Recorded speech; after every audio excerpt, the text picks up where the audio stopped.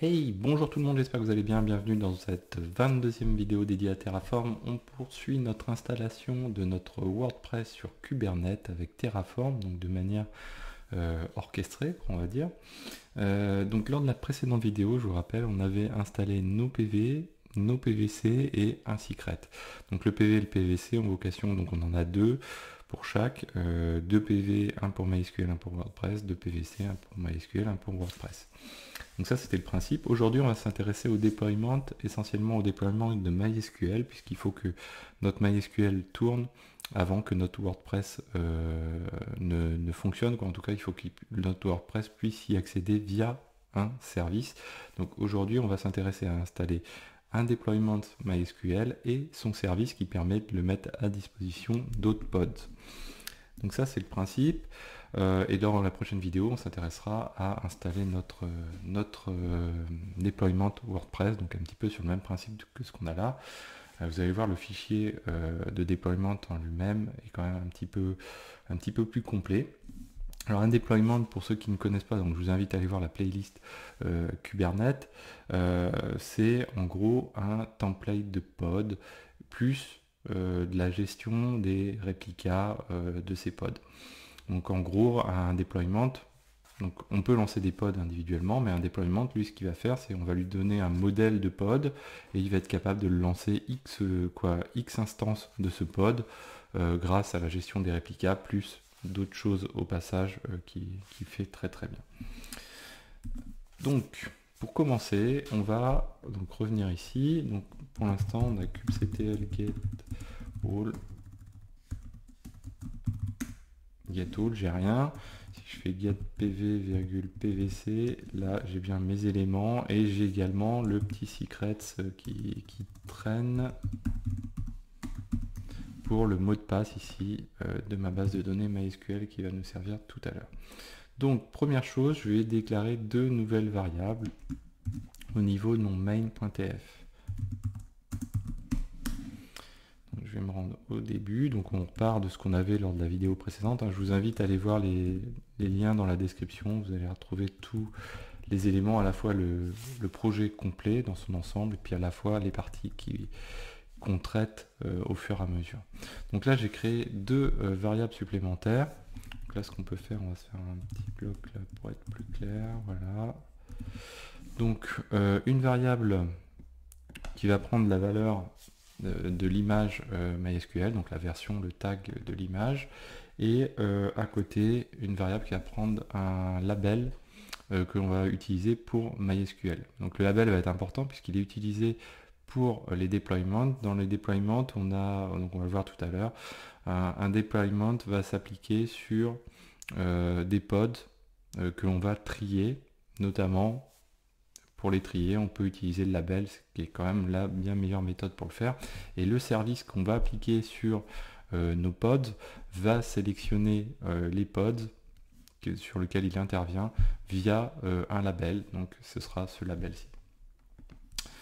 Donc ici, les valeurs qu'on va lui passer. Donc on est sur un vieux MySQL 5.6.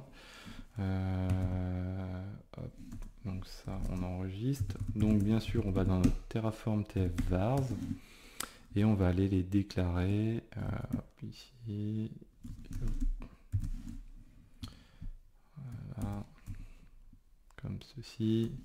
Je remets ça dans l'ordre également. Comme ça on va avoir WordPress d'un côté, MySQL de l'autre. Pour s'y retrouver un petit peu, c'est pas mal. Ici on peut faire comme ça. Voilà. Et voilà, comme ça on a quelque chose à peu près propre. Donc ça c'est une première chose. Ensuite dans notre main.tf, il va falloir qu'on fasse notre deployment. Donc là je ne peux pas vous l'afficher dans le slide, donc on va aller, j'ai créé un petit fichier exprès pour ça. On a un fichier qui se nomme deployment MySQL ici. Donc on va le recopier et on va le parcourir ensemble. Voilà, comme ceci. Alors, ici, donc nous, on va se mettre à la fin. Et voilà. Je vais juste checker un truc. Ouais, il me manque une accolade ici, voilà, ce qui me semblait. Ok, donc vous voyez que bon, déjà il est déjà un petit peu plus volumineux, hein, cette ressource, pour l'utiliser, il y a déjà pas mal d'éléments. Donc première chose, bien sûr, on va déclarer, utiliser une ressource qui s'appelle Kubernetes Deployment, et on va lui mettre un nom à cette ressource, wp-dep, comme déploiement MySQL, puisqu'on s'intéresse qu'à MySQL aujourd'hui. Donc première partie, comme on l'a fait lors des vidéos précédentes, on a un bloc, pour les autres ressources, on a un bloc metadata, où bien sûr on affecte le nom, donc wp dep MySQL. Alors moi je le mets à l'identique ici, hein, c'est pas du tout nécessaire, même dans certains cas c'est pas de cette manière-là qu'il faut le faire, mais là pour apprendre c'est plus facile de comprendre. Donc là c'est le nom toujours de notre ressource au sens Terraform, et là c'est le nom que va prendre le déploiement au sein du cluster kube. Dedans, dans les métadatas, on va utiliser un label qui est le label app. C'est nous qui fixons ce nom-là, on aurait pu l'appeler Titi Toto, ce qu'on veut. Et ce label app va piocher sur la variable label que l'on a setée plus haut. Donc cette var mysql.lbl. Si je regarde le Terraform tsvars, le label il prend WP MySQL simplement. Donc ça va nous permettre d'identifier rapidement les pods qui sont des pods MySQL sur lesquels je vais appliquer le service MySQL, et puis à côté on en aura aussi également pour WordPress. Donc là on était au metadata. Ensuite on ouvre un grand bloc, donc celui-ci est très grand puisqu'il se ferme presque tout en bas. Que je vérifie, voilà, presque tout en bas, oui, tout en bas même. Donc un bloc qui est la spécification du deployment. C'est pas les spécifications des pods, c'est les spécifications du deployment. Donc là c'est des choses qui sont plutôt de l'ordre de la gestion des templates qui sont dedans. Donc en gros c'est là où on va lui indiquer, on lui dit tiens je veux X réplica de mon MySQL. C'est aussi là où on va dire, tiens, le template qui est ci-dessous, tu vas l'appliquer aux pods de type X. Et pour faire ce choix, on se base sur le selector, et nous, on va se baser sur le selector de type match label, c'est-à-dire qu'il va checker le contenu du label qui est là, et tous les pods qui vont matcher avec le label qui s'appelle app et qui prend la même valeur que celle qu'on définit ici, hein, donc c'est MySQL, WP MySQL, tous ceux qui vont matcher avec ça vont se voir appliquer le template qui est en dessous, ils vont être associés à ce qui est en dessous et vont rentrer dans le nombre de réplicas qui est là. Donc ça c'est très important, donc le réplica, le selector. Ensuite, une fois qu'on a défini le réplica, le selector, on définit le template qui est appliqué. Donc là, c'est le template, en gros, si on doit le résumer, c'est le template de pod. Ce template de pod, on lui définit, on lui dit, bah écoute, les pods qui vont être lancés, ils vont prendre donc des métadatas. Donc bien sûr, pas le nom, parce que ça, c'est le déploiement qui le gère lui-même, mais le label. Et le label, bien sûr, si on veut que le match label corresponde avec ce qui est en dessous, il faut que ce soit le même label, donc app égale var MySQL label. Ensuite, donc là, on a fait le bloc metadata du template, template de pod. Toujours dans le template de pod, on a tout un volet spec ici. Dans ce volet spec, on définit un ou des conteneurs. Je vous rappelle, un pod, ça peut être plusieurs conteneurs. Nous, en l'occurrence, là, on n'a qu'un seul conteneur, c'est le conteneur MySQL. On lui définit l'image. Donc, on a défini tout à l'heure la variable var.mysql-img. Le nom du container, donc WP MySQL. Ça, c'est pas forcément le plus important, hein, parce qu'il y a quand même une couche d'abstraction assez importante au-dessus. Ensuite, on définit une variable d'environnement, une variable d'environnement. Cette variable d'environnement, ça va être MySQL, la variable d'environnement au niveau système va prendre la valeur MySQL_root_password. Donc ça, c'est à l'intérieur du conteneur, il y aura une variable d'environnement qui va être setée avec la valeur, donc value from, un secret. Et le secret, on fait appel au secret que l'on vient de définir juste au-dessus via la ressource, donc en fin de dernière de la vidéo précédente, kubernetes secret.mysql.metadata.0. Alors on peut faire .0 ou on peut faire 0 entre crochets ici. Voilà, comme ceci. Autant faire partout pareil. Et on lui dit que nous on veut récupérer la valeur. Donc ça c'est pas la. On veut récupérer la valeur de la clé qui se nomme password. Donc là il s'avère que moi le mot de passe je l'ai défini à password aussi, mais il pourrait être autre chose. Là c'est le nom de la clé, c'est pas la valeur. Donc ça c'est le nom de la clé. Donc le nom de la clé qui se réfère au secret qui est là. Et vous voyez que la clé ici, dans mon data, la clé c'est password et elle prend cette clé, prend une valeur qui est setée par cette variable là, qui elle aussi vaut password mais pourrait valoir autre chose. Donc là, ensuite, donc on est toujours dans notre partie container, qui est dans notre template. On définit le port. Nous, notre port en question, c'est du MySQL, donc c'est le 3306. Je lui donne un nom au port, c'est pas forcément indispensable. Et derrière, je vais dire que pour ces conteneurs-là, je vais monter un volume. Et ce volume, il va correspondre à var_lib MySQL dans le conteneur. Et dessus, je vais y associer le volume que je nomme MySQL-persistent storage. Donc là, ensuite, on ferme la partie container pour définir ce volume. Donc ce volume qui se nomme MySQL Persistent Storage. Et on dit, et c'est là où on va rebondir avec ce qu'on a fait lors de la vidéo précédente, on dit ce volume-ci, MySQL Persistent Storage, il correspond à un PVC.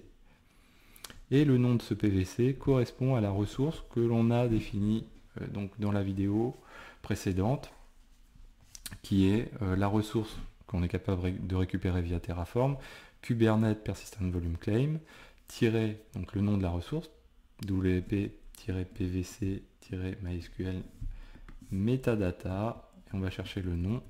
Donc le nom au sens, non pas Terraform du terme, mais au sens Kubernetes. Donc on va récupérer la valeur de notre metadata ici, name. Voilà. Donc ensuite on ferme tout ça, donc on ferme le persistent volume claim, le volume, le spec, le template, voilà, et la ressource à la fin. Donc ça, on l'enregistre. Et donc pour que ce soit utilisable, pour que les pods MySQL soient utilisables, le ou les pods, il nous faut, alors là plutôt le pod, parce qu'en fait MySQL, on ne fonctionne pas en mode réplication, là, donc on ne peut pas avoir différentes instances dessus. Et pour faire ça, il nous faut dessus un service pour pouvoir le mettre à disposition des autres pods en question.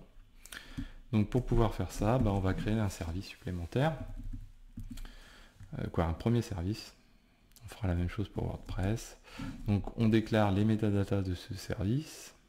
Donc là dans Kubernetes Service, WP SVC MySQL, c'est le nom Terraform de la ressource Terraform. Ensuite je lui déclare des specs. Donc dans ces specs, nous on va lui passer un selector qui va se faire sur le label app égale, donc le même label que l'on a pour nos pods qui sont juste au-dessus. Donc le service il va être capable de dire ok, moi les pods que je porte, que je sers, c'est les pods qui sont créés grâce à cette metadata ici du template du deployment qui correspond. Ça pourrait être aussi d'autres pods créés avec le même label. Ici donc je ferme mon selector, je déclare aussi le port du coup du service en question, donc ça va être le 3306 puisque je suis sur mon MySQL, et puis le type de service. Donc nous c'est un service de type cluster IP parce qu'on n'a pas besoin d'y accéder via l'extérieur, et ce qu'on veut simplement c'est qu'un autre pod puisse y accéder. Et ensuite je ferme tout ça. Donc on aurait pu également variabiliser ici, faire var.mysql-port comme ceci, et parce qu'on a la même chose ici aussi, donc pas la peine de copier 10 fois la même chose, mysql-port, voilà. Donc là on va recréer une variable supplémentaire ici, mysql-port, voilà, et on n'oublie pas bien sûr d'aller dans le vars ici, mysql-port, et donc là on est sur le 3306 qui est un number, Voilà, comme ceci. Voilà, donc là j'ai plus qu'à faire un Terraform plane pour voir un peu ce qui va se passer une fois que j'ai fait tout ça. Donc là, bien sûr, il rejoue, il essaye de voir s'il a besoin de rejouer d'autres éléments que donc les PV, les PVC, etc. Donc cela, il n'a pas besoin puisque j'ai pas de modification. Par contre, là, il me dit, ok, là j'ai des créations à faire. Je vais créer le deployment et je vais créer le service qui correspond. Donc ok, nous Terraform apply-auto approve et c'est parti. Donc du coup, il va nous créer tous nos petits éléments, vous voyez que ça va assez vite. Donc si je fais un kubectl get all, voilà. Donc là, qu'est-ce qu'on retrouve? On retrouve notre deployment ici qui a bien été créé. Donc là, il est up to date, hein, donc on a une instance qui a été créée, etc. Le deployment, lui, il gère un réplica set, donc ça c'est transparent, c'est le deployment qui le crée lui-même, etc. Ça lui permet de gérer les pods. Et puis derrière, bien sûr, il y a le pod qui est associé. Donc nous, on a un seul pod. Si j'avais mis plusieurs réplicas, on peut en avoir plusieurs, mais là, on est sur du MySQL, donc c'est pas forcément terrible. Et à côté, ici, j'ai mon service de type cluster IP sur le port 3306. Voilà, donc j'espère que cette vidéo vous a plu. N'hésitez pas à mettre des pouces bleus, à commenter. Dans la prochaine vidéo, on verra le côté WordPress qui va se servir de notre MySQL qu'on vient d'installer. Voilà, donc je vous dis à très bientôt sur Xavki.